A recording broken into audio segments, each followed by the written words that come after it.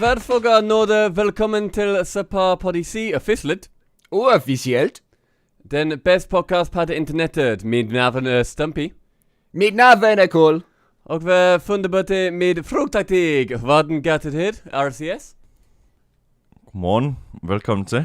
Hey! I see what you guys did there. You know, it was... I did the intro in Danish. How was it? Yeah, I was like, I caught on to it quite early, but hello, how you guys We'll take doing? that as a compliment. Yeah, how was Yeah. it? Would you understand me? No, probably not. I could just catch the words. What was but, the worst word that he said? I think all of them. All of them. That was not just a single one, it was all of it. It was just equally The bad. whole Hey, package. Sorry, interneted. I smashed that one. Interneted. There we are, see? Yeah, Perfect. it's pretty close. Pretty close. Thank you. How's it going, mate? We are joined by Fruity today, if you guys hadn't guessed already. How are you, mate? I'm good. Just come off 2 wins in RLCS now, so I'm Yeah, you have. Yeah, buddy. And there's been a few interesting developments this week in RLCS, which we're going to be discussing. But first, before we get into the RLCS, I also wanted to remind people, because normally I forget to say this is also on Spotify and iTunes. You get it a job, every mate, aren't time. you? Yeah, like every time I say it at the end, and then I think, oh, fuck, everyone's already listened to it now. Like no one's going to get to the end and think, I'll check out on Spotify, see what's going on. Sure. So if you're on YouTube and you're thinking, oh, I can't lock the screen because I've not got YouTube Red or Premium, whatever the fuck they're calling it now. Lol. Go to the link in the description. It's on Spotify and also iTunes. But other than that, NA. 'Cause NA happened first. Fruity, my friend, would like to hear your opinion on how fucking good NRG are. Because I looked at their record so far. Obviously, it's only week 2. It's still early days. But so far, they've had no losses. And they've gone 18-6 in goals. They are... They're very good. Yeah, I think they're just looking solid. Like, I think they actually found the sweet spot of where they can adapt to every other team they're playing against. Because they just don't play the same. Like, against Birds and the Bees, they're just all over them, right?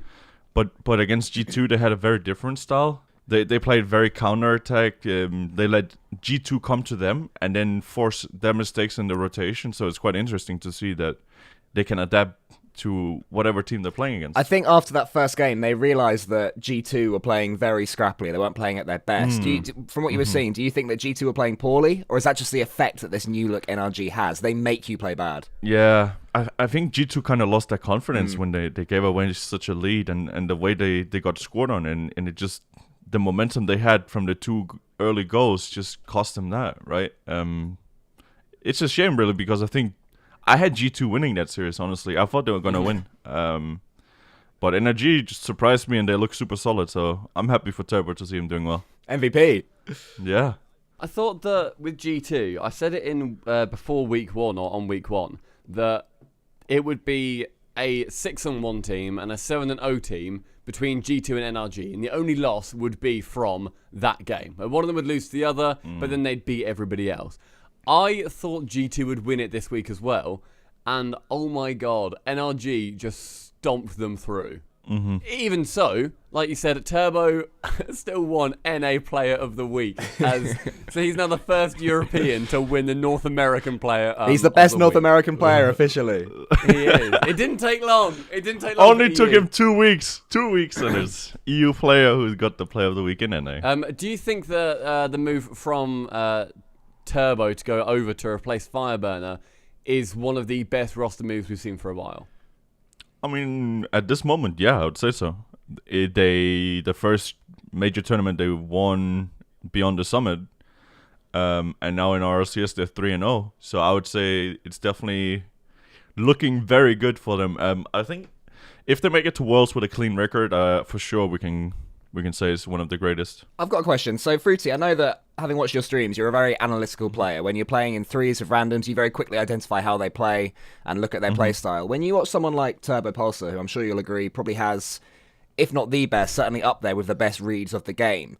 When you're watching him directly, do you ever think, wait, what are you doing? And then he ends up being right? Or when you're watching him, can you see where he's going with things?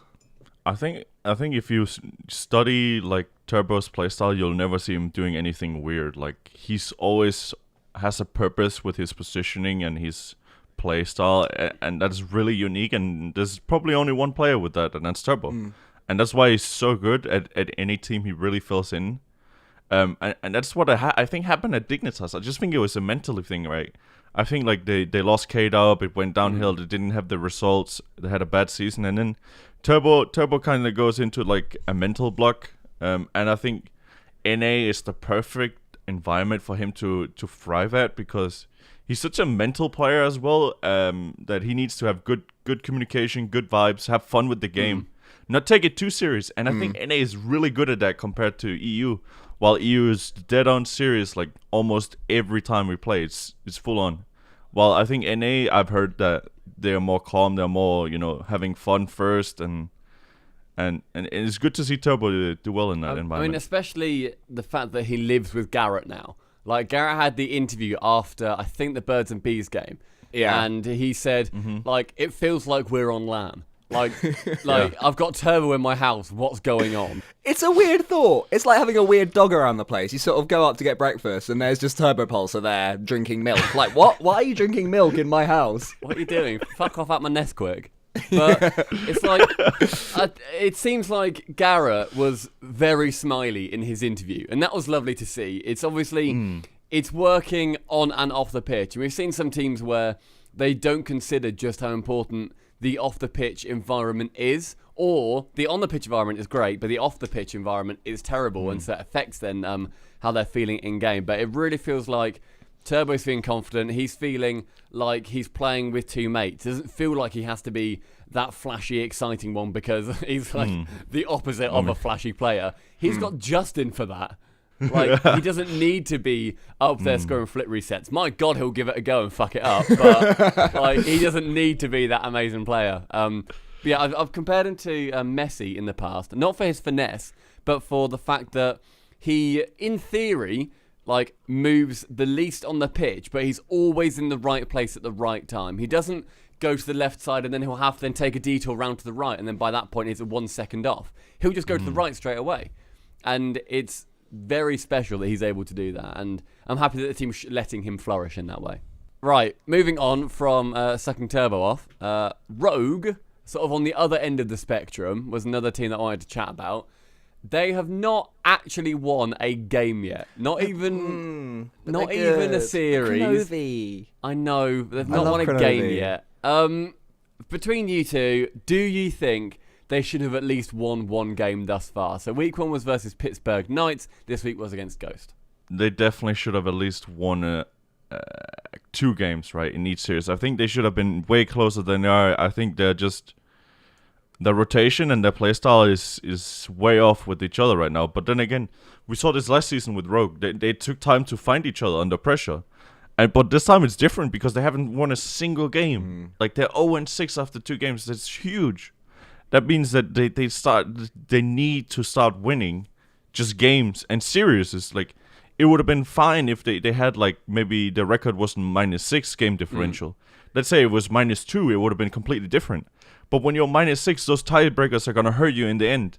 And especially when you're 0-2 already, it starts to, like, it puts a lot of pressure on you, and that just adds to your in-game performance, I think.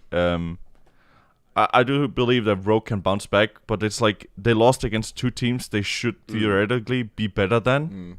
So now they have still the top 3 in NA to play against, and then they have another 2 teams they probably should win against. I mean, going into week 3, their mindset has suddenly gone from, can we get into that top 4 to then make it through to, like, LAN playoffs, to them being, let's try and avoid the rival series. And having that thought going into week 3 is going to really put, like, a massive negative on your mindset going into it. There's a big difference between going 0-2 in series and battling and feeling hard done by and sorry for yourself, and losing both of them 0-3, especially, as you say, Fruity. Pittsburgh Knights, they turned it around against Cloud9 this week, but their first game against Rogue last week was just after they'd lost versus Ghosts. So that wasn't a team that was feeling, all confident and up and happy. Then they go down and smash Rogue. So their mindset must be completely and totally shot at the moment. And you're right, they have got the big 3 to come up. The best they can hope for is 2 and 5, which probably won't be enough to avoid the relegation tournament. So it's like, where on earth do you go from there? When you're in that situation, what do you do? Do you just desperately hope, look, maybe on the day we defend against Cloud9 and we can steal a win? Or is it all about preparing for that rival series relegation scrap already? I wouldn't prepare for a rival series scrap already. I would just go into the mindset and think, we've done good at the previous LAN events. We need to pull that form back. Like, we need to find that rhythm again. We need to find the synergy because it's there. We've seen it, right? But it's just super hard for them because they have to win at least 3 games to be kind of safe, but they're not still safe. And when you have the big 3 and you're 0-2 already, like you said, it's like they have to climb a mountain already after week 2. It's gonna be a really rough time for them, Rogue. Mountain. I can't imagine Kronovi in the rival series promotion. I don't want to. No, the promotion tournament, too right? much.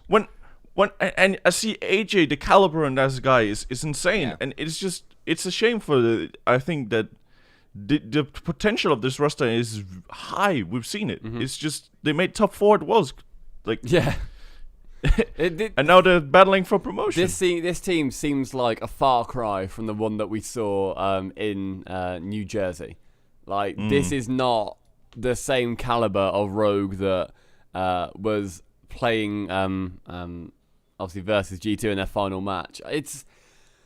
It's a massive shame that from 2 weeks gone and 2 games played, a team's entire existence in the RLCS is in trouble. I think a lot of people moan about the fact that it is a single elim and that there's 5 weeks to play, and we'll get onto that at some point as well, Fruity. But I think it's a massive shame for Rogue so far, but ultimately they haven't performed. You can't feel like they've been hard done by. They've not been put up against the biggest teams in the world on their first 2 weeks to knock the wind out of them. They've been against Pittsburgh Knights, who admittedly are fantastic, and they're currently 3rd, but then they've also been against Ghost, who in theory will probably end up somewhere in that mid-table. Probably not top 2, but somewhere in that mid-table. And it's not that they've gone up against NRG and G2, week 1 and 2. They need to be doing more, and fuck, if they've got NRG and G2 to come, I am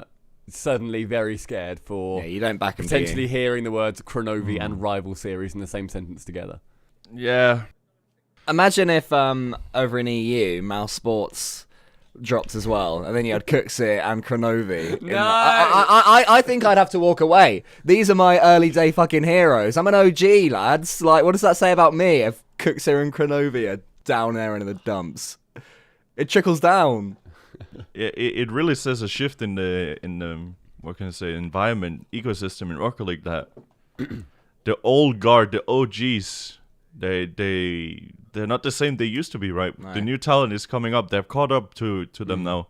More than and we see that in rival series as well. The level is increasing every week or every season, and the teams are becoming scarier and scarier. And don't even get me started on teams, for example, from the KSA region, right? They can't even play in EU. Imagine if they could play in EU, we would all be screwed because those players are insane. Like, there's so much talent in EU and NA, I think, like that. We're quite lucky to still have this system because it's so protective of you as a player that only 2 teams or 6 players in RLCS have the chance to get relegated. That is a huge safety net. I mean, I like the fact that obviously the rival series has been opened up now, and it's now 10 teams. There's the I think it was Gibbs explaining it on the broadcast last week, and I'm sure it was different to what I read elsewhere. But Fruity, you might know it better than I do. The top 2 from rival series, they get auto promoted, and then 3rd and 4th battle against RLCS 7th and 8th. Is that right? Yeah. Yeah, so what's going to happen in the rival series is basically take the promotion or the regional place that is in RLCS. That is what's going to happen for the rival teams. 1 and 2 battle it out as 1 and 2 seeds, so 1 win and you're in RLCS. The loser of that plays the winner of 3 and 4, and then they get 2nd seed into RLCS, and then you have the 3 and 4 seed get placed into the RLCS team and play a regular promotion tournament. Right, okay. So basically, number 3 and 4 can actually, like, one of those teams can still get RLCS auto promoted. They just need to win 2 in a row as opposed to the one Exactly. that 1 or 2 would need to Exactly. win. Okay, Yeah, so I thought it was a straight away 2 teams from the RLRS immediately get in. Yeah, from that's the what I top thought 2. as well when they announced Yeah. it, right? It was just like top 2 teams in the RLCS get auto promoted. I thought it was like an wait, what? After inadvertent league play? accidental announcement for a 10-team RLCS because that wouldn't work if it wasn't an automatic 10-team RLCS. Because Yeah. if you had 2 auto and then suddenly there's no other spots to play for if it's only an 8-team or something. But hey, hopefully they do open up RLCS to then be 10 teams. Can we get longer league play? I can't wait for it, man. I think 10 teams in RLCS and Rivals is perfect for the scene. We need to grow. We need to Definitely. add more stuff. Now we just need more regions. We've Yeah. got the DreamHack stuff now at least, so there's more lands on the way. They've definitely made things more exciting with regards to Yeah. meeting up online, meeting up in real life rather than online. Still not confirmed though for 2020, as far as I know. What DreamHack? Yeah, as far as I know, Yeah. nothing's been confirmed yet. But man, I am Cole. You need to go to one. I know I'm gonna. The next EU one. I am there, mate. Yeah, because then you can see Fruity literally win again. Fruity. Hopefully. Fruity literally winning one of them. Being one of our 8 winners over 8 majors and that whole fucking thing for some reason. Can you name another esport that has that happen? Unfortunately 8 winners not. In 8 turns? No, mate, I can't. No, I don't think so. I can name another. That's I can name crazy. another esport, but not necessarily one with that. So I'm just Yeah. gonna say Clash of Clans and hope that nobody knows the correct answer. I do actually. It's no, I can. It's actually only 7 and 7 with Clash of Clans. Yeah, and then Wind and Rain won again, so they ruined your That's a thoughts. shame. Yeah, I think there's a sorry, player mate. called Surgical Goblin, which is a little bit annoying. He sort Hmm. of nabbed that. He's nabbed the S and the G. The Yeah, S and the anything Goblin. else that you wanted to say about NA? The other results were sort of pretty... Pittsburgh Knights Cloud9 reverse sweep. Pittsburgh Knights Cloud9 Oh, reverse yeah, sweep. sorry, yeah, that happened. Yeah, Pittsburgh Knights versus Cloud9. As Cole said, what happened? Reverse sweep. Reverse sweep. That was fucking sick. Good point, Cole. What happened, Cloud9, mate? they were swinging haymakers. They were all over Pittsburgh Knights. And then it was like, maybe you said this to me and I'm stealing it, I can't remember. But it was like The Simpsons, where Homer Simpson just, no. that was you, was it? Where Homer yeah. Simpson just lets like the bigger fighters just No, it was punch him. Shogun, wasn't it? Or Oh, was it Dragon? Shogun? Anyway, I'm stealing it off someone. Homer Simpson just lets the bigger boxer just punch them until they get tired, and they just lay one glove on them, and they fall down. Cloud9 with a bigger boxer, they were tuckered out, and Pittsburgh Knights just prodded them, and down they fell. I mean, Game 3 was a hell of a prod, seeing as it was a 3-0, a 1-0 with an overtime, and then Game 3 was a 6-1. Yeah, a big That's one. a big old prod. They just destroyed their confidence in that one game. Yeah. Yeah, what do you think about Pittsburgh Knights, Fruity? I think it's a roster with a lot of potential. We already saw that potential in Montreal, right? But I also think that the reverse sweep probably shouldn't have happened. I don't want to. It should have probably been a 3-1 for Pittsburgh because Game 2 was such close. Like it was a 1-goal game, and it could have gone either way. And then like they just like Cole said, they just attacked on them in Game 3 and 5. But yeah, it's a team that's quite weird. Like they have a weird playstyle. They're super aggressive, willing to take a lot of risk. And if it works, it works. If it doesn't, it doesn't. But they're 2-1, so it's a good start for them, and they won one against C9, so that's huge for them. I can see this being a team that, when there's open bracket tournaments, if they get through the early stages when they're up against teams that are just as fearless as them, they'll go on and go really far in the tournaments. But if they mess up and it's not working for them on that day, I can see them having some losses against some teams they really should be beating. I basically see them sort of going out right at the start or making it all the way to at least the semis if they can come up against the teams that are a bit more experienced and have that fear of, oh shit, we can't lose this one. I think it was a shock that they lost in week 1 to Ghost. Like, I think they still had those early nerves going into RLCS, being like, holy shit, we're actually here. What on earth is happening? And then obviously the 3-0 versus Rogue, and then a 3-2 versus Cloud9. Going in to week 3 versus G2, that confidence has got to be like right at like the top. They cannot feel I don't know who shaky I'd at back that there. point. That's a horrible game to predict. Yeah, because they have kind of similar playstyles. Like G2 is really aggressive, Pittsburgh Knights is really aggressive. Like, but I honestly think that G2 has the most refined offense in NA when they're popping together. I agree. It's just counterattacks against G2 are so powerful if you can get boost in a couple passes. Well, just do exactly what NRG did, really. Yeah, But then the question is... Have Justin. Yeah, have Justin, have Turbo. I don't think Justin did that much No, he didn't. that game. I think it was all Turbo. He scored like 7 goals. He's the best NA player. That's the thing. He's the player of the week, guys. You're forgetting this. He's literally the best NA player. Sorry. Yeah. So yeah, Pittsburgh Knights, they are... they're pretty fucking sick. And they basically, as far as I know, because I don't really watch the rival series as much as I'd want to, because normally we're streaming on like a Friday evening or whatever. Mm-hmm. And before RLCS on Saturdays, we're also streaming, so guys, make sure you watch that. But I unfortunately don't get to watch much of the rival series. I basically knew nothing about the Peeps and Pittsburgh Knights before I saw them at DreamHack, or the occasional thing posted on Twitter from RL Esports. I don't know if you guys knew more than I did, but these guys have essentially come out of left field and have been systematically taking down some of the biggest teams in North America. I mean, I've heard about the players. I played with them before in like 6-mans on NA. Played a bit of rank with them because I used to hang around some of them, just stream-wise, play some games in ranked, etc.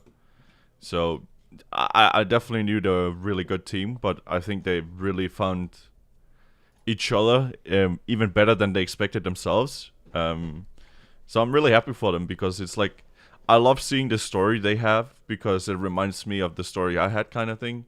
Because it's like unknown players, they have like a good season in Rival Series. Obviously, I never played in Rival Series, so I don't know how it feels to play there. But them making it there is great because it shows that the system is working, and them having success right now proves that the system we have now is good. It's just we need more teams. Yeah, offering that opportunity to it. more players to then get through into the upper leagues. I completely agree with you, by the way, about those three sort of finding each other and working so well between themselves, because the way they play, say Mist goes for a stupid cut across the middle, goes for a block that he was never going to win. Any other team, they might be frustrated by that, they might go a bit quiet, they might get tilted. But with Gyro and Rettles, you just know that they do the exact same thing, and they can forgive each other of those mistakes, and they'll carry on happy as anything and end up scoring 6 goals instead of conceding the first one and then getting a little bit tilty. I do think they are the perfect players for each other. Is that the one team that if Turbo went on there, they would be worse? That's such a good question. Yeah. Turbo might not know probably. what the fuck is going on. I think he could get tilted as hell. Or maybe he'd buy into it and use the aftershock and just be doing like, pre-jump ceiling shuffles. Garrett said, like, this wasn't just a bullshit pick to like be cocky, because he did that on I think Dignitas at one point. He said on Twitter, what car should I use? And he ended up using like some bullshit car for game 1. They lost like 4-0. DeLorean, I or think. something. And then he came back and then ended up winning the series, I think. But apparently he's been scrimming with the aftershock for some reason. And they still smashed it.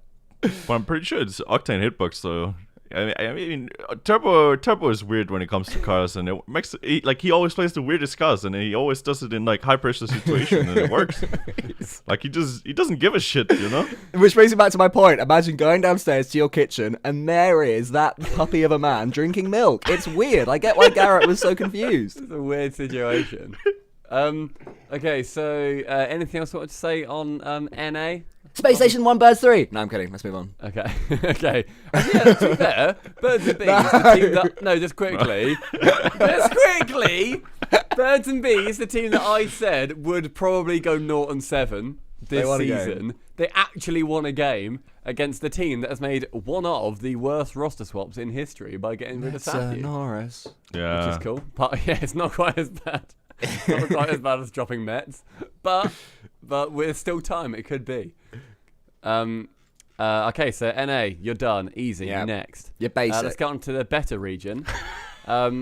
EU. EU's had a decent week.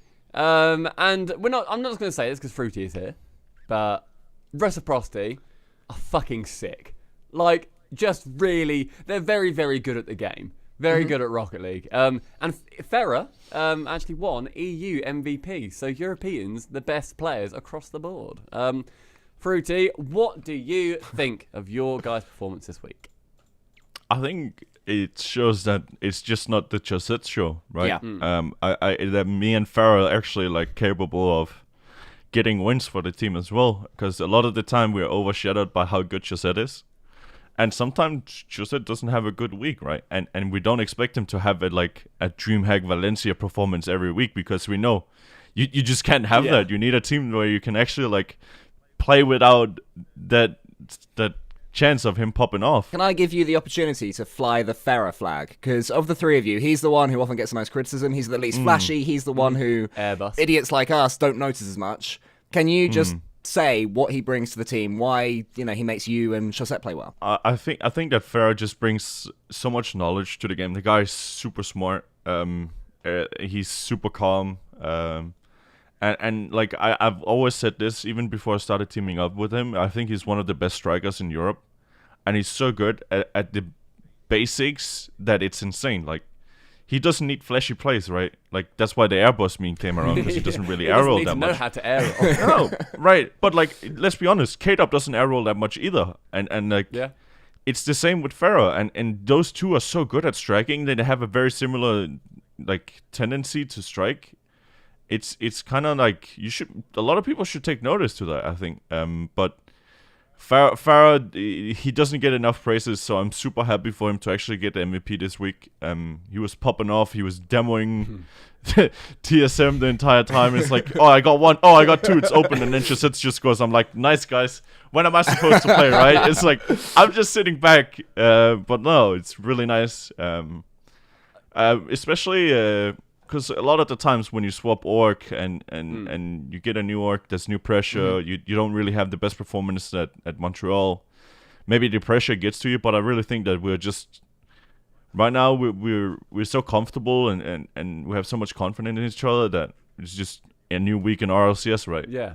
I mean, the squad of Reciprocity, Frontline, PSG, like throughout those orgs, those team names, it's remained the same for such a long time now, and it supports a theory that something that I've been annoyed about with other teams, where they have an off tournament, they have an off season, they don't do well for 5 weeks in a row when there's like a few weekend tourneys going on or whatever, and then they think, oh fuck shit, right, okay, let's get rid of the third man, let's get rid of him and bring in somebody else because he's really good. And it's such a credit to the perseverance play of, look, we don't need to rush. We don't need to panic. Like, we're very good players. We play well together. Let's see where it goes. If it comes down to the fact that, actually, you know what? We aren't playing as well together as we should be, and then we should let's think of mixing the team up a bit. Let's get rid of one player. Then fair enough. But it's the whole not rushing into it and taking it as it comes and not being scared about a few bad results ruining what is ultimately a very good team. Yeah, I agree. I wanted to ask you about, you said that Ferrer is very, very smart in the way of the game. Myself and Cole, we've chatted to him. Loveliest guy ever. Like, so nice. We hung out with him, and obviously yourself as well in Vegas. It's the first time that I probably hung out with Ferrer. I think it's the same for you, Cole. Yeah, it was. He is just the sweetest man, and he's so cute, and I love him. He's just lovely. He is. What are those comms like when you're in the team? Because you said that he's clever, you said that he's smart. Is it very analytical as you guys are going, or does he trust you guys to know as much as him? So sometimes he gets very analytic, especially when we have the 1 minute between games. I'm like, dude, Ferrer, just calm down and focus, because he keeps talking. We gotta do this. We gotta do this. We gotta do this. I said it this weekend when we lost the one game against TSM, and I'm like, just calm down and just focus. And he was doing it in between kickoffs as well. And I was like, just focus on the kickoff and concentrate, because he gets very like, you know, he sees the game way different than anybody else I've ever played with, which is really nice to play with them. I really enjoy playing with Ferrer and Chaussette. It's such two awesome guys. And they're so different as well, right? So you know when one of them's got the ball, they're going to do one thing, and the other one's going to do the other thing. It must make it, if anything, easier to play, because, oh, Ferrer's got it, I better go into the middle, whereas Chaussette's got it, I'll make a cup of tea. Yeah, then you can just sort of blast it. So, yeah, you guys are currently at the top of the table with Renault Vitality. I was playing one less game than It's actually, sorry, Stumpy, it's actually Renault Vitality. So, Renault Vitality, Dignitas. Oh, what is up with that? It's an A. Why did I say... I don't get that one. All the Americanisms I get. I even get fruity, because sometimes I say D instead of T. But Dignitas, I don't understand that. Where's that come from? If any linguists are listening to this right now, why do Americans pronounce ass as us? What? That's my question of the day. I don't get it. It's exciting. Don't get I it. like it. At least you don't do like the casters and call it mouse esports. Mouse esports. I saw somebody post that on Twitter, an official post from somewhere. Yeah. And it's mouse sports. I don't like the name, don't get me wrong. I'm not a massive fan of it. I like the sort of weird forced portmanteau that they're going for. But it's a weird name. But yeah, I'm sort of into it being called mouse esports just to annoy people, as long as they know that it is mouse sports. Or mousy sports. I like mousy sports. Mousy sports. Yeah, that's combine quite them. sweet. Yeah. Yeah. Fuck it, let's go with Dignitas. So, yeah, you guys are at the top of the moment, along with Renault, Vitality. There was, jumping forward a little bit, there was a tweet from Freaky that was put out where he was basically pissed off at certain casters, referring to any EU team below Vitality and Reciprocity as, quote, low tier. I didn't personally hear the term low tier used. Think it's justified? No, not at all. I think Freaky's he's mad that he's finally in RLCS and they had a good weekend and then they don't get a recognition for it, because I've been in RLCS for 3 seasons now, and this is the first season ever where people actually see our potential. If you go back and watch every other broadcast, nobody was giving us any credit the first 2 seasons, even though we made worlds back to back, etc. Nobody was giving us shit. And then Freaky tweets this shit out, and I'm like, are you for real, mate? You've been here for 3 games and you're already complaining. Like, I don't usually complain about this sort of stuff because the casters don't really bother me, and it's like, when it comes, it comes. It's nice to get it when you're on a high roll, right? But like when you're doing bad and the casters talking about it can get into you for some players. But so I was going to ask, actually, how much attention do you guys give casters and analysts? Does it vary from pro to pro, or is it quite consistent across the board? For me, I just laugh at them. Like, let's be honest, I just laugh at them because I think all the blah blah blah blah they do is hilarious, because half of the stuff they're talking about is definitely wrong, but some casters are better than others, but I don't really pay attention to it personally, because I think if I start focusing on those specific people's opinions, then I kind of like you're opening yourself up to being targeted by Twitter and Reddit and those opinions as well. Reddit's also been a big thing that a few pros spoke about. I think iGnite was pissed at Reddit at one point and he hated it. Gibbs, I really liked something that he said was I don't know if it was referring to Freaky or somebody else. I sort of caught the tail end of his comment, but he said it on the broadcast because Leaf brought up a tweet that one of the pros had made, and Gibbs just said, "Yeah, I love that. Like, we talk about you guys all the time. Like, come back and fire back at us, because I think I know what that was. Personally, want to hear that." There was an interview with a player, and they referred to the team as C+, and then the player said that was D- analysis. Oh, that was Freaky. That was Freaky. I think that was what Gibbs was talking about. Must have been, yeah. Mm-hmm. And then, he said, I love that he fired back.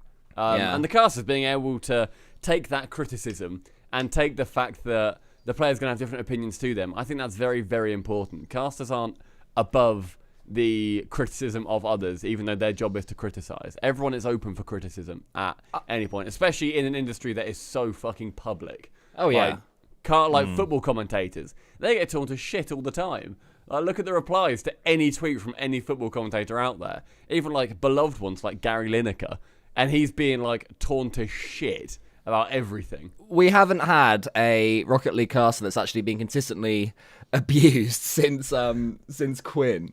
Poor old Quinn, he was just ripped into by everyone week after week. So that was horrible. That became bullying. That was just mean. It did become mean. There's constructive criticism where, I don't necessarily like this. I think it'd be better if you did this. And even if like the cast then thinks, I don't really agree with that, fair enough. At least it was put forward in a nice way. If it's half of Reddit saying, I fucking hate Quinn, he's a piece of shit, he should stop casting the esport. It's like, well, come on, you suddenly become the bad guy. That's not helpful, is it? No, Just quickly, Fruity, I've got a question. I think I know the answer to it, but I'm going to ask anyway. Has there ever been an outside source, be it an analyst or a caster or a post on Reddit, that's spoken about your game or your team's game, and you've thought, oh my god, they're right, we'll work on that? No. Okay. I know. Right, no, next. The only person who ever like said something is Yummy, where I agreed with him. Like, that's the only Yummy coaches when he was with us for the 2 events. He was not at all about like the gameplay. He was more about mentally and just getting us to talk to each other, and I think Yummy as a coach is going the right way, because a lot of people make the mistake that they're like, oh, I have to fix people's mechanics and tendencies. I think that it's just more about mental games and opening a team up for communication. How do they want to play? Like, I don't think a coach should tell them, like, you should play like this and that. It's just, they should open the discussion for the players to be having, because those are the players. The players are the people who know how to play the game perfectly, right? So they need to do it each other as a team. Like, the coach isn't even there. Like, his job is just to open a dialogue, and that's what Yummy was so good at. I think it's a very Gregan way of thinking. The mentality, that sports psychology way as well. I know Speed has said on Twitter previously that he feels that his performance has been suffering for reasons X, Y, Z, whatever, but a sports psychologist might help him in that. And I have been an advocate of sports psychology in esports for the longest time. Obviously, I know that, Fruity, you watch CSGO, don't you?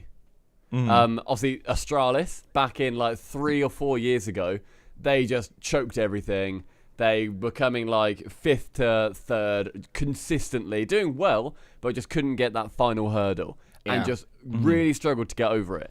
And then I spoke to Device at Face It in London, and he said that the sports psychology side of things got them over that. And being spoken to and having another input in your own head and a way to process information that's happening, where instead of leaning towards tilting and thinking, holy fuck, we're losing this, it's bringing your mind back on track. And do you think that sports psychology is as important as and I think Cole seems to think?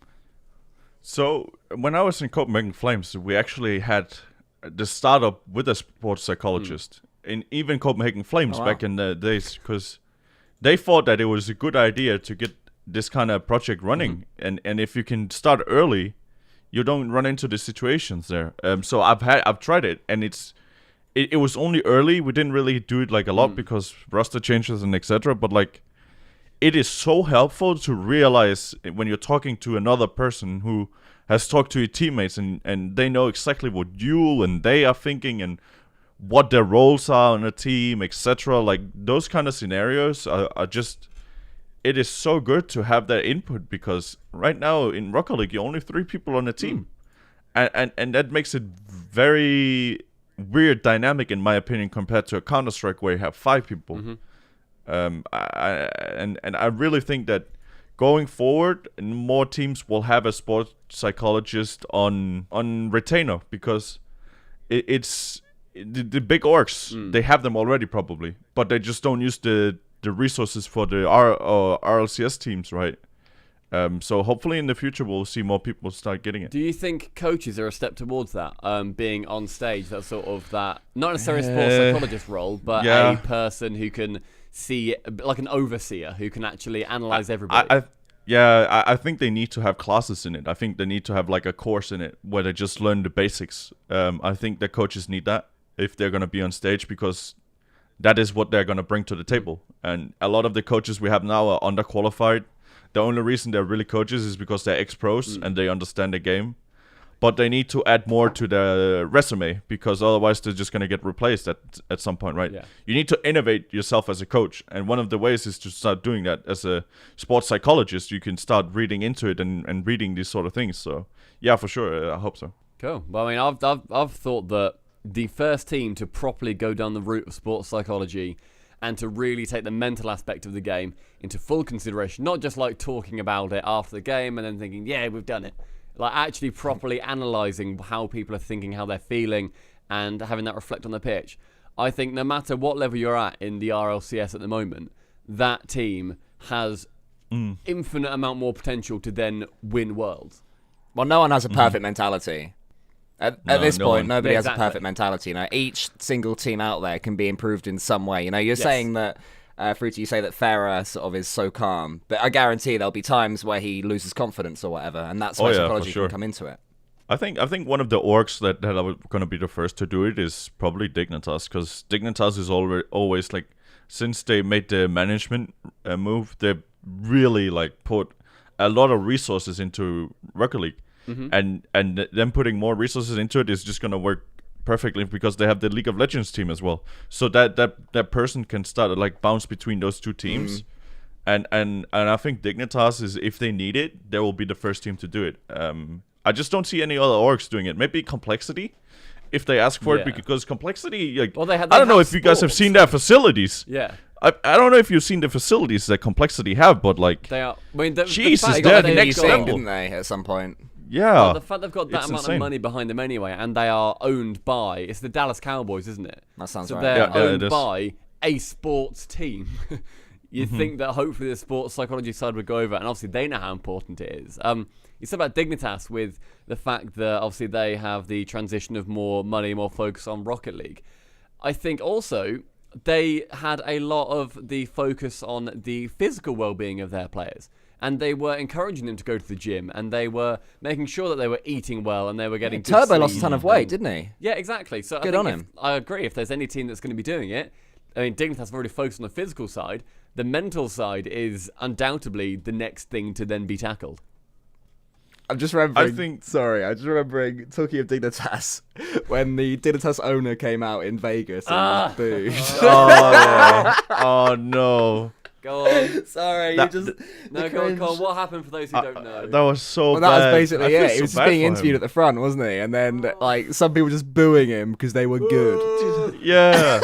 This guy just invented a shitload of money into this roster, fuck's into sake. this esports, and then the NA crowd was booing at him So dumb. because they didn't like Dignitas. Like, come on, this guy is like helping the esports so much, and then Sorry, it it blows my just mind. talk about talking to Dignitas and the owners and the investment just made me think of that horrible moment. We That should is scrub like it. one of the most regrettable things I think Rocket League has ever done as an esport.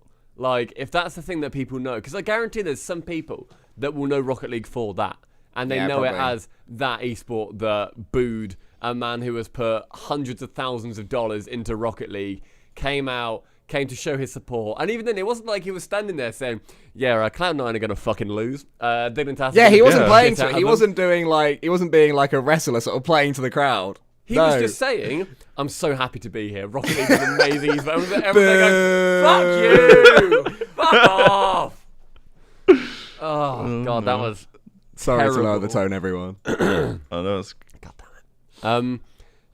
Is there any other matches in EU that ended up catching our attention? Complexity, actually, Carl, I want to talk to you about.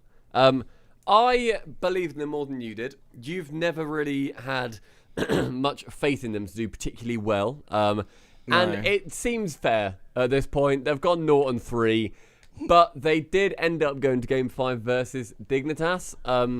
Do you think that's worth any praise, or are they basically where you thought they'd be? I don't know if I thought they'd go 0-3. In the first week, I didn't back them too much. They've sort of they've lived up to my skepticism more than I would have hoped they would. I guess, yeah, taking Dignitas to 5 games is worthy of praise, but you have to win. Do you know what I mean? You have to get over that hurdle of winning the game. And I mean, you like them more than I do. I'm going to bounce the question back to you. Do you feel confident that they can take a series when they're up, when they're in the lead, when they're 2-0 up with 2 minutes left? Are you thinking, yeah, they got this, they can game manage it? Or are you just thinking this is going to somehow collapse? Because that's the impression I always get. By no means do I think they're the strongest team in the RLCS. Oh, no, I know. I think if out of these I had to, at the start of the season, pick who would be in the bottom 2, I would probably say that Complexity were in the argument of like the bottom 3 that I'd probably put them in. I think 0-3 so far is fucking damning. Like, that is a real awful run of luck, or run of play, I guess, thus far. I think they are a much stronger team on paper than they are on pitch, much like Vitality were for the longest time when they didn't quite understand each other. But the difference is they've had a peak. Vitality at that point hadn't had a peak yet, and they were still building to that synergetic moment. Complexity have gone well over that speed bump of synergy, and now all of a sudden, I was watching their I was watching their game versus Dignitas, and I was keeping an eye on how Flakes played compared to how Magnus and Greasy played, and I could count on one hand the amount of times that Flakes decided to boom the ball when he should have done. He never did. Even when there was a player bearing down on him and he just had to get rigs, he was the only man at the back, he'd still control. And then he'd lose control. because he just loves that touch. I know, Freaky, we've spoken about this in your stream previously when you were playing, I think, twos with him. And we sort of briefly chatted about the fact that he loves taking that touch, and he will very, very rarely sort of send it or trust somebody else to do the job for him. And then I looked at Greasy, and he did the exact opposite. The amount of times he should have taken a touch, and instead he decided to fucking send it when he actually had a little bit of time, and it was like a 2v1, but he just twatted it at the backboard. And it seems like there's that weird imbalance of play styles, and they can't decide on how they want to play. I don't know, Fruity, if you've seen anything more than that. I think you summarized it pretty well. That they're just conflict of playstyles, because Flakes is the playstyle that really wants to take it slow, play the high percentage plays, want to dribble, don't take any too much risk. While Greasy and Magnus going from method kind of playstyle where you just bang the ball all the time, just boom it. Play fast, play aerials, just low percentage changes most of the time. But maybe if it works out, if we do so many of them, it works out. While Flex is the complete opposite, and that kind of like it ruins in RLCS, because when you play RLCS, you have to go back to your autopilot, playing like safe, don't do too much stupid stuff. But it's just, I don't know. I never understood how they would function as a team, because they have such different playstyles. And one like either Greasy and Magnus have to be like, okay, we're gonna play like you, Flakes. We're gonna play your style of game. But I think that style of game works in ones and twos. But in threes, you're just gonna have a man challenging so early, and it's gonna be like, oh, you're dribbling in your end. Oh, we just challenged. Oh, we just scored because we won a 50-50, and my second guy is ready to score. Yeah. So you've picked up on exactly what I was going to say. I can't see any... I think this is why in my mind I never quite backed them. I can't see any of the three of them changing. I absolutely can't see Flakes going, do you know what, guys? You're right. I'll put in a few more boomers. And Magnus and Greasy, they've got history in Rocket League. Their styles, their game plans have worked in the past, be that winning world championships or getting to the finals of them and being in the top 3 teams in the world. So I think this is the team that you need one of them to be the first to step back and say, fair play, you guys were right. And I can't see who that's going to be, unless they bring in someone who, I know Snasky's working with them. I think that Snasky needs to sort of say, look, guys, we're going to have to play this style and play hardball a little bit. I think this is the point, Fruity, you were saying earlier, where a coach should ask the players what they want from them, how they feel things went. But I think with Complexity, it's the opposite. They're in need of a coach who actually puts down the law and says, look, we need to do this or else it's not going to work. And trust me, they've done that. I can give you a sneak peek, but like in scrims, I can tell when Snasky, like, in between the 1 minute, you have the 1 minute, and then one game they play completely different, and then another game they try something completely different. Because I remember a game against them in a scrim where they won against us because they changed up their playstyle and they played exactly like what you should play. But the problem is then they try something else and that doesn't work, and doesn't work. And it's like, I've seen them play differently. Yeah. and like I don't want to say how they should play because we play them in a couple of weeks time. But like that's very fair. Good idea. Let's be honest, right? It's just the stuff they're doing now doesn't work. It could be that they see this RLCS season as a free hit. They've gone up, they've been promoted, and they're going to experiment. They're going to try some stuff this season. Hope that they can... they've already been relegated and come back up, I believe, together. I believe it was the same 3 players that... No, I think it was different ones that got relegated, but then they came up together. So maybe they've said from the start of the season, there's no pressure on us to perform this season. Let's see how it goes, and then we can nail a playstyle for next. Maybe. I think if they will make a roster change. They will make a roster change next season of Complexity, and Snasky's there going, "Oh yeah, what we're going to do is this is going to be a free season, and we might lose." Okay, fuck off. No, change. Do the thing. Change because. We've identified, obviously it's different just saying, do this. You can't then just go ahead and do that. I appreciate it. But you need to think at some point, we have fucked this already. We are 0-3. We have got 3 weeks left. We are currently riding on the fate of the next 4 games. Chances are we're going into that relegation tournament. What can we do? And it's going to come down to, as I'm pretty sure we all agree, somebody needs to change, or if that doesn't happen, roster mania. Roster changes, as some would say. I just don't. I don't see them sticking together next season if they don't make Worlds. Like, there's no way. And even if they make Worlds, I simply don't see them sticking together because I think there's too much conflict.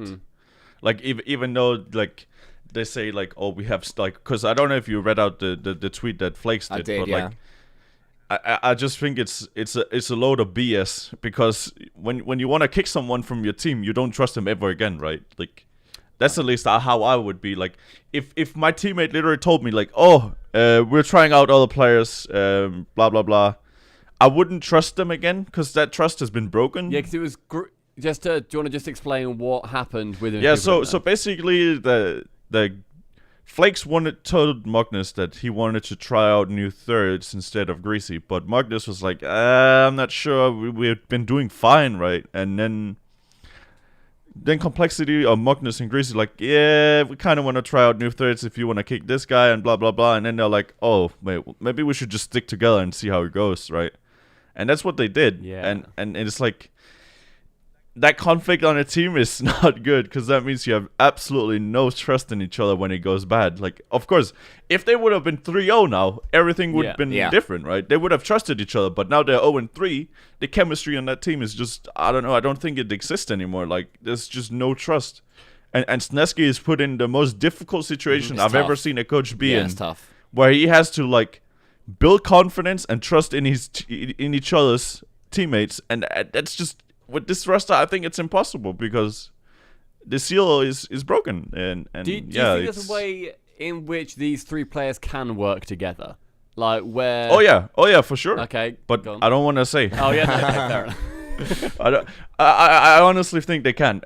I still rate Greasy highly, even though everybody keeps saying like he's becoming bad. I still rate Greasy very high because under pressure he's still hitting boomers. Like, it's not bad touches he's doing. It's just the wrong people behind him, I think. The rotation is wrong, basically. That's all I will say. All right. I wanted to chat, before we move on, I wanted to chat about TSM and their current performance. So last week, they ended up beating...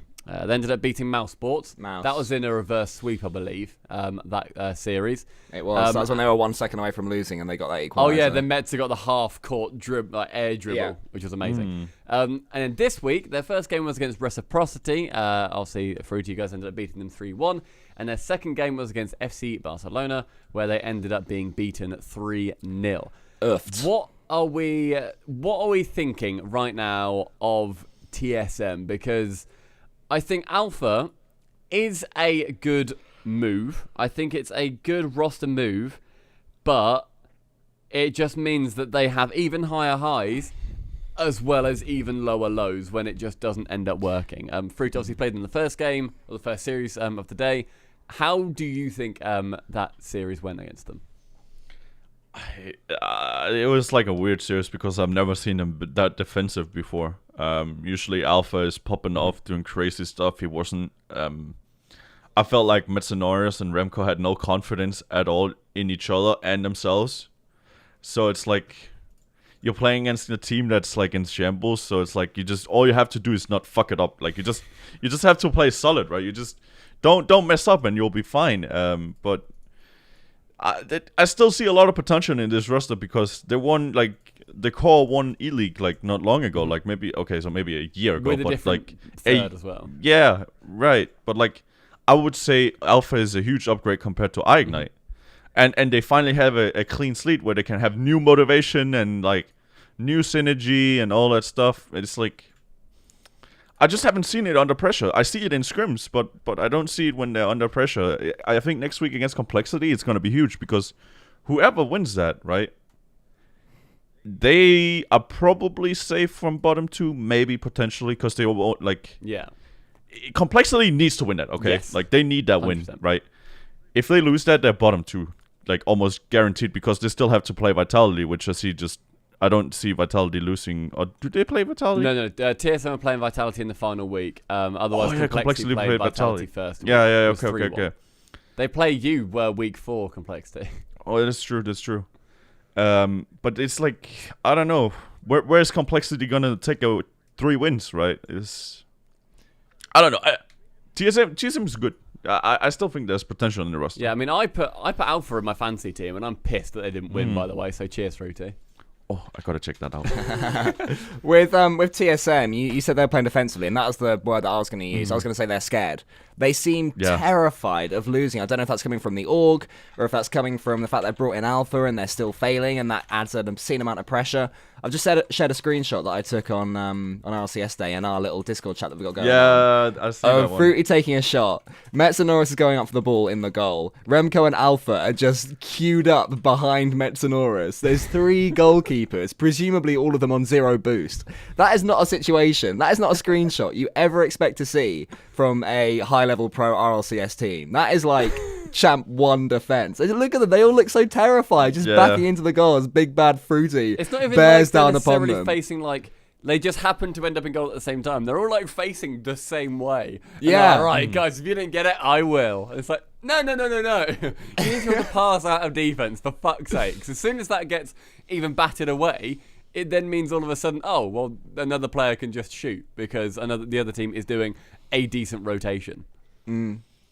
I think Alpha is a good move ultimately. I don't know, Fruity. Do you think it is the best move for Alpha, not for TSM, but for Alpha leaving Barcelona? Honestly, I think Alpha just wanted to get out of Barca and that kind of like that team. So it's like as long as he's playing in RLCS, he's happy. And I also think that joining Metz and Remco is going to give him a lot of experience. Because down the road we will see Alpha for a long time in RLCS. There's no way like nobody picks this guy up. He's too good to like be as a free agent or a sub. So I think Alpha as a player, it doesn't matter what team he's on. He's just gonna get more and more experience, and then in the future he's gonna find that one roster where everything syncs together and they're gonna be dominant as hell. Like I don't want to play against them then. Yeah, I think it's a learning experience for Alpha as well because he's like really young. I'm thinking now he's 16. Yeah, right. And the guy has so much potential like down the road, but for TSM they got the best player there, so they just got to make it work. They have to. They do have to. For Remco and Metzonorus' career, if it doesn't work with Alpha, then who can it work with? But then that's why I don't understand why they're so defensive and so scared. Get Remco as like the full-on third man. Fucking get him to Gibbs it. Mets go chase, all the other way around. But someone's got to be up there with Alpha. If they're just trying to steal a win here and there, then they have to try and steal a win here and there. They can't defend and win every game 1-0. It's not going to happen. Yeah, I think Alpha this week was held back a little bit by the state of the team in general. Like, I mean, Fruity, we're going to get on to my player of the week, W-E-A-K instead of W-E-E-K. Still don't get that. It's because it's the weakest player. It's too not confusing. of the. Okay, we're going to get onto that later. That involves TSM player.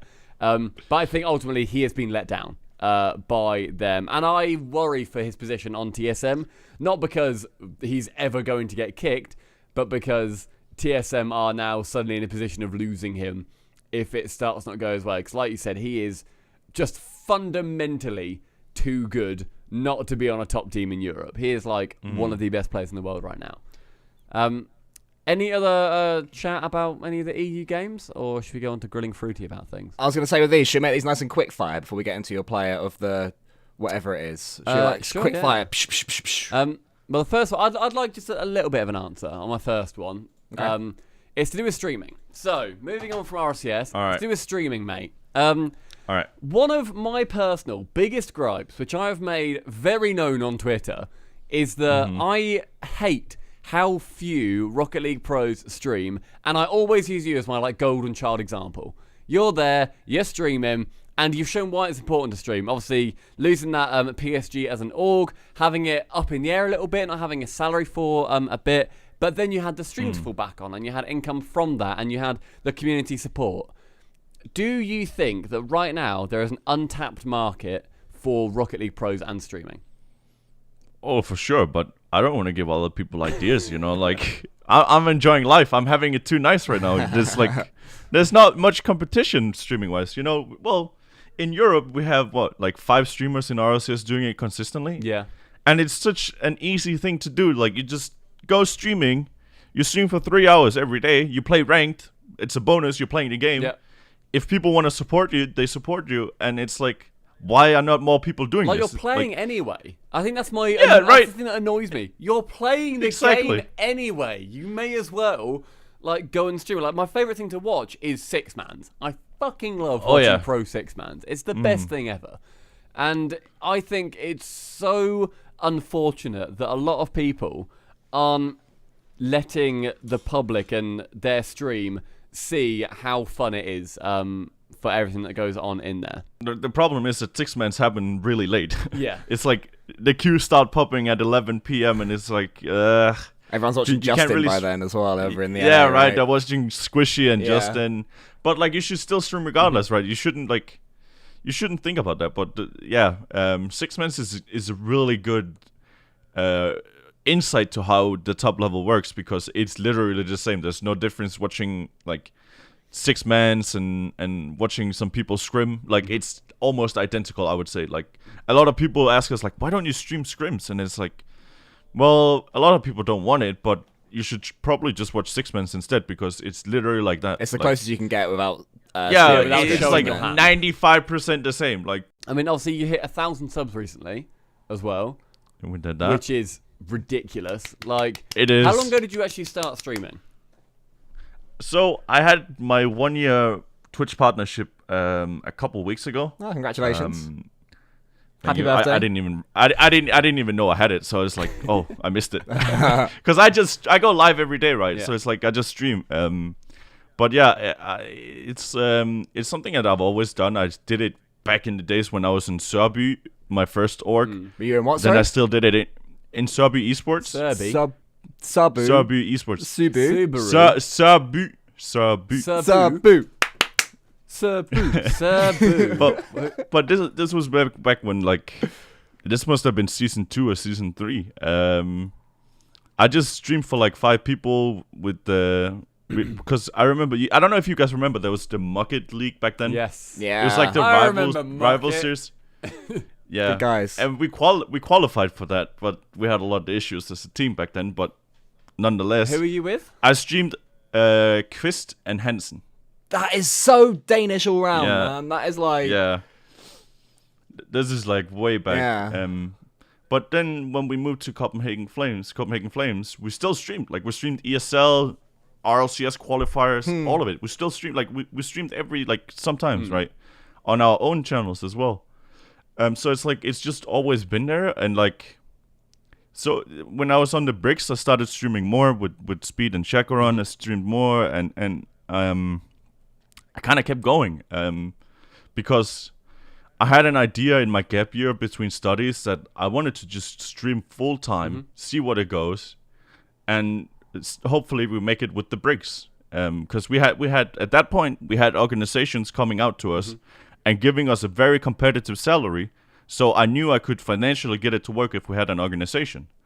So streaming was just a bonus on how to make a bit of money on the side and you know, keep motivating, because I don't have fun playing off stream because it's so boring. I just sit there and play and I'm like, dude, where's my chat? Yeah, you know, like yeah. where's the live interaction with people? That's the question that I've got for you, actually. So, like, even last time I tuned into you, you had 1,000 viewers. I don't know if that's regular for you now, or if it's a particular. Oh no, not at all. That's really rare. That's It's only really 3 lucky. to 600, right? Yeah, that's what I'd expect as well from you. But yeah, you had 1,000 viewers, and you were still regularly reading chat. I just said hi. I didn't even at you. You're like, oh, hey, Cole, how you doing? So pretty much anyone with that many viewers only reads donations. Is that something that you make a specific point of doing, or is it just how you are? For sure. That's just how I want to stream. I never want to be a stream where I can't read the chat. Like having 1,000 viewers is really difficult for me because I can barely read everyone in chat, right? I want to have that one-to-one interaction with everybody. But it's really hard to do that with 1,000 views. You're going to miss people. Yeah. And it's a shame because you really want to be like, everybody is welcome here. You can have a conversation with them. But then the good thing is when you start getting 1,000 viewers, people are going to have conversations within the chat Yes. Oh, that's the best. with thing themselves. That is the best. That is the And best. all I have to do is just play the game, interact, sometimes talk about, give my opinion about a discussion going on in the chat. And it's so fun to stream that. I love that. Yeah. I love when the chat is having a good discussion. Everybody's on the same page and there's nobody like being an edgelord trying to do weird stuff, you know. So yeah, it's really nice streaming. I truly enjoy it because without streaming, I probably wouldn't be here where I am now because my motivation would be non-existent. So I think it's one of those important things of when you then go to events as well. Because it's not even because I think a lot of pros think, well, I already make money from my org. Like I'm already getting X amount of money. I'm financially comfortable. Why should I stream? And I think one of the main things is that it gets you support. Like why would obviously right now people support organizations that they like. Say they've watched CS:GO or whatever or League of Legends. They see Cloud9 and think, oh, Cloud9's in Rocket League as well. I'll support Cloud9. I may as well. But then if you're streaming and you're generating that support for yourself, it then rubs off on your teammates. And then when you're at events, you then have people cheering for you. And not just because they know the org, because they're cheering for Fruity, the person. And I think that's such an important thing. It generates a community feel. It makes events better. And it gives people a reason to attend and then go to like meet and greets or signing sessions or something. So I think that's the community side of it is the most important one.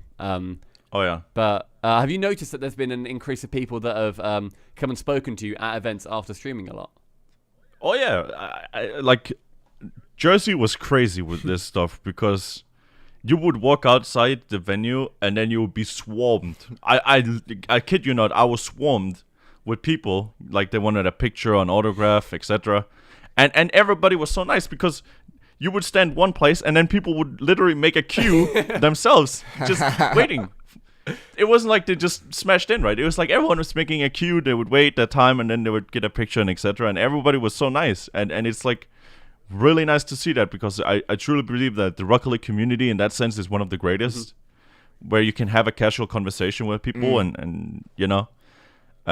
So yeah, I definitely feel it now because I've been consistently doing everyday streams as much as possible for 3 months, and that consistency has been carrying, and that's the reason why it's going so well for streaming, is that you can't just stream once a week. You gotta do it 5 times a week, in my opinion. If you want to really do it, you gotta commit, and that's how especially Twitch works. If you don't have a big YouTube following. See, I wanted to ask you about that. What's going on with the lack of YouTube? Yeah. Pay an editor 20 quid a week, mate. Get him on there too, pal. It's on. It's there. It's there. It's getting Good there. Man. It's just finding the right content for YouTube is really difficult for me because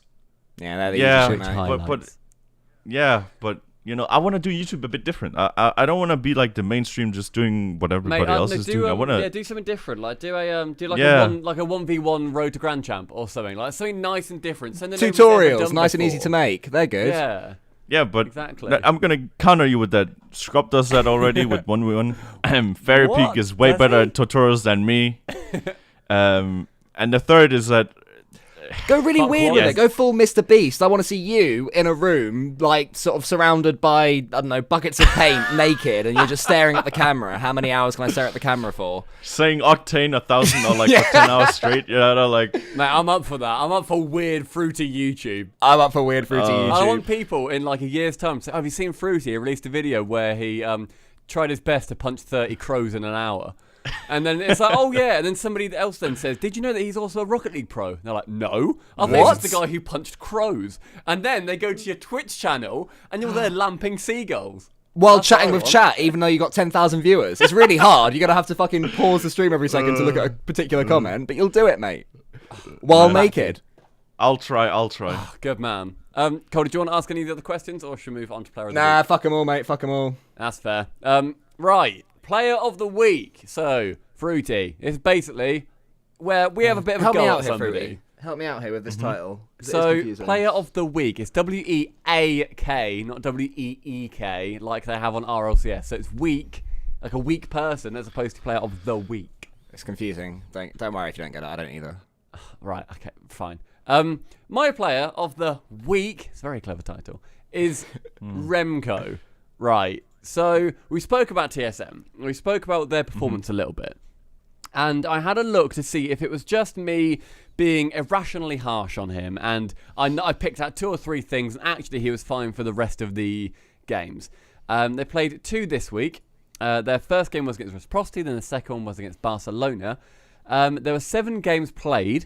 He was bottom of the table for 5 out of 7 of those games. 100%. Around 100 points lower than the second place person on this team, which is usually Mets. And And I then looked at specific games. I looked at game 1 versus FC Barcelona, and I looked at the rating of the players that Octane.gg gives people. So it's obviously it's based on what the game scores them, so it's not fully accurate. It might not be about setting up plays or anything that don't get credited. But it's to do with the goals, assists, saves, shots, and the score in total. The second lowest player in the lobby, so including both teams, was Metsonoris on 0.75. Remco got himself 90 points and had a rating of 0.05, which I think is probably the lowest a score can get. He had no goals, no assists, no saves, no shots, and like I said, he had 90 points in total.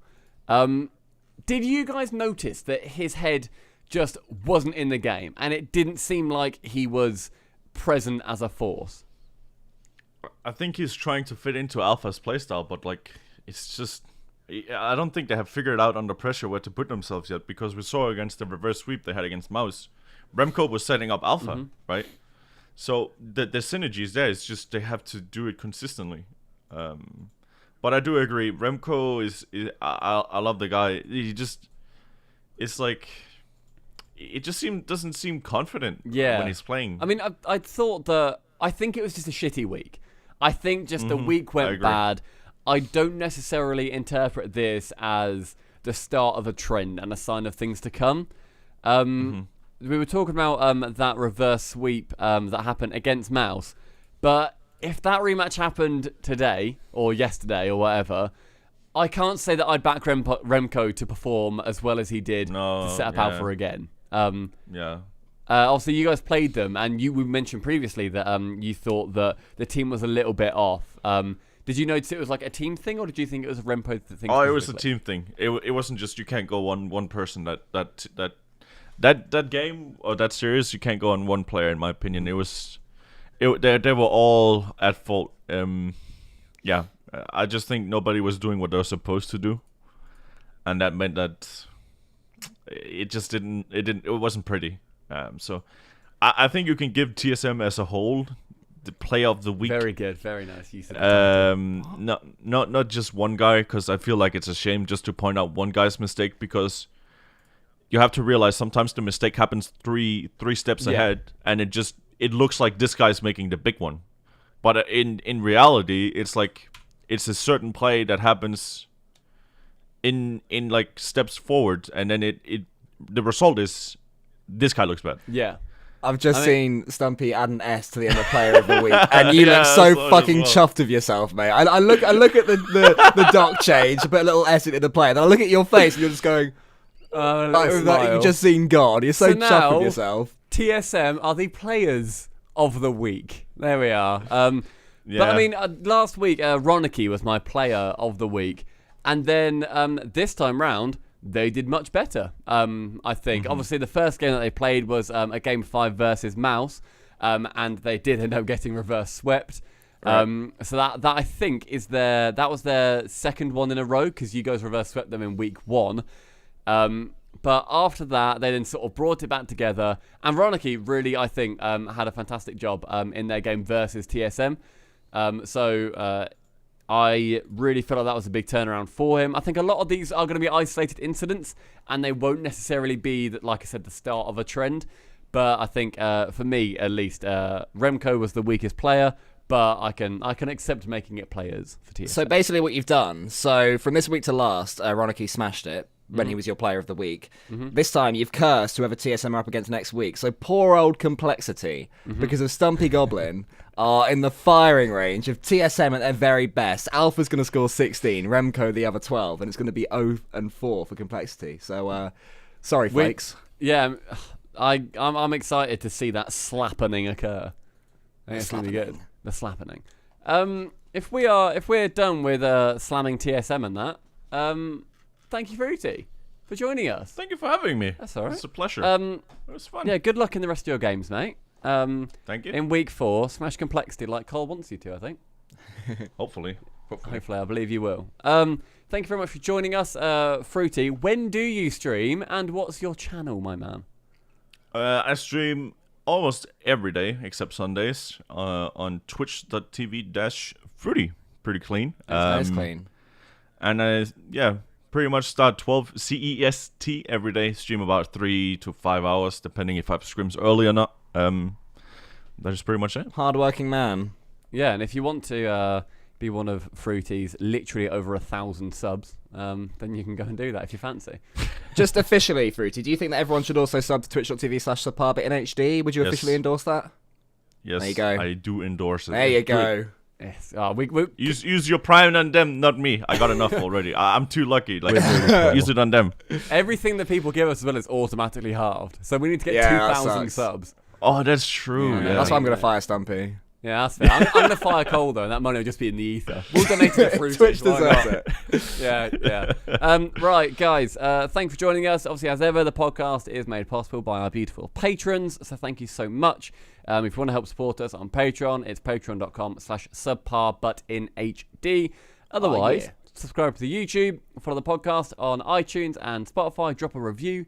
If you fancy, drop a comment, give it a like, give it a dislike. I don't care. YouTube treats them the same. All that shit, lads. All that shit. Yeah, all that shit. Otherwise, have a good one, and we'll see you next week for week 3 of the podcast. Bye.